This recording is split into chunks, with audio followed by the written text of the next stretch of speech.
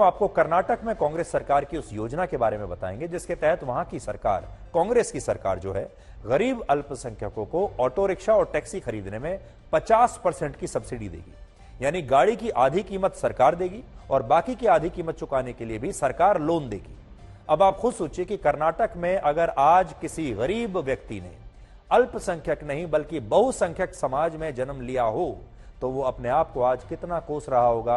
कर्नाटक के जो बाकी के जो धर्मों के लोग हैं, जो बहुसंख्यक धर्म में हैं, वो सोचते होंगे काश हम भी अल्पसंख्यक होते।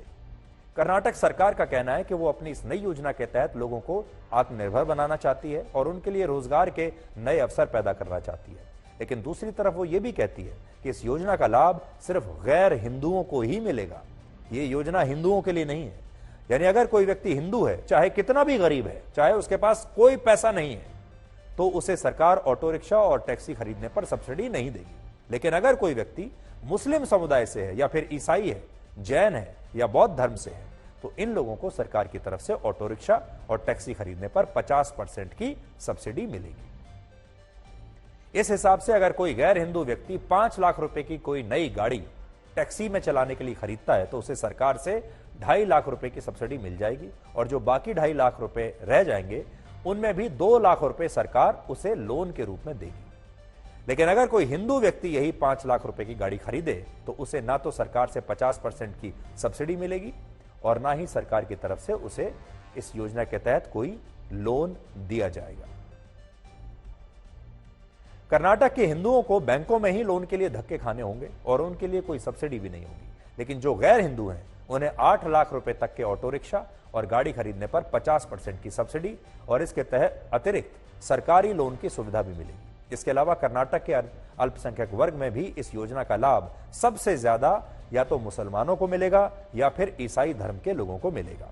कर्नाटक में 96 लाख लोग अल्पसंख्यक समुदाय में आते हैं, 96 लाख, जिनमें लगभग 79 लाख यानी 82% सिर्फ मुसलमान है। यानी ये प्राइमरी मुख्य तौर पर ये जो योजना है ये मुसलमानों के लिए है। 12% ईसाई हैं और बाकी धर्मों की आबादी 5% या उससे भी कम है। यानी आंकड़ों से समझे तो इस योजना का सबसे ज्यादा फायदा मुसलमानों और ईसाइयों को होगा। हालांकि सरकार का कहना है कि अल्पसंख्यक वर्ग में भी वही लोग इस योजना का लाभ ले सकेंगे जिनके परिवार की वार्षिक आय 4.5 लाख रुपए से कम होगी। अब सोचिए कर्नाटक में ऐसे कितने हिंदू परिवार होंगे जिनकी वार्षिक आय इससे कम होगी, लेकिन उन्हें भी फिर भी इस योजना का कोई लाभ नहीं मिलेगा और इसका कारण सिर्फ यह होगा कि वो लोग हिंदू हैं। कर्नाटक में जब से कांग्रेस पार्टी की सरकार आई है तब से उस पर तुष्टीकरण की राजनीति के आरोप लग रहे हैं। हाल ही में राज्य सरकार ने कर्नाटक में ईसाई धर्म की एक परिषद को कॉरपोरेशन में बदलने के लिए 100 करोड़ रुपए का ग्रांट देने का ऐलान किया था। इसके अलावा वक्फ बोर्ड की संपत्तियों के संरक्षण और उनके सुधार के लिए कांग्रेस की सरकार ने 20 करोड़ रुपए देने का ऐलान किया है। और यह स्थिति तब है जब भारत के बाकी राज्यों की तरह कर्नाटक में मस्जिदों का नियंत्रण सरकार के पास नहीं है बल्कि वक्फ बोर्ड के पास नियंत्रण है। यानी मस्जिदों में जितना भी पैसा आता है इससे सरकार का कोई लेना देना नहीं, ना हिसाब किताब सरकार के पास है। फिर भी सरकार वक्फ बोर्ड को और पैसा दे रही है। दूसरी तरफ मंदिरों का नियंत्रण केंद्र और राज्य सरकारों के पास है और मंदिरों में जो चढ़ावा आता है उसमें सरकार का सीधे तौर पर कंट्रोल होता है।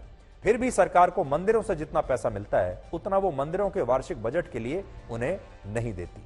यानी सेकुलर भारत में मस्जिदों का नियंत्रण वक्फ बोर्ड के पास है, चर्चेज का नियंत्रण ईसाई धर्म की संस्थाओं के पास है, गुरुद्वारों का नियंत्रण गुरुद्वारों की प्रबंधक कमेटी के पास है, लेकिन मंदिरों का नियंत्रण सरकारों के पास है। और फिर भी यह कहा जाता है कि हमारे देश में अल्पसंख्यकों के अधिकार सुरक्षित नहीं है।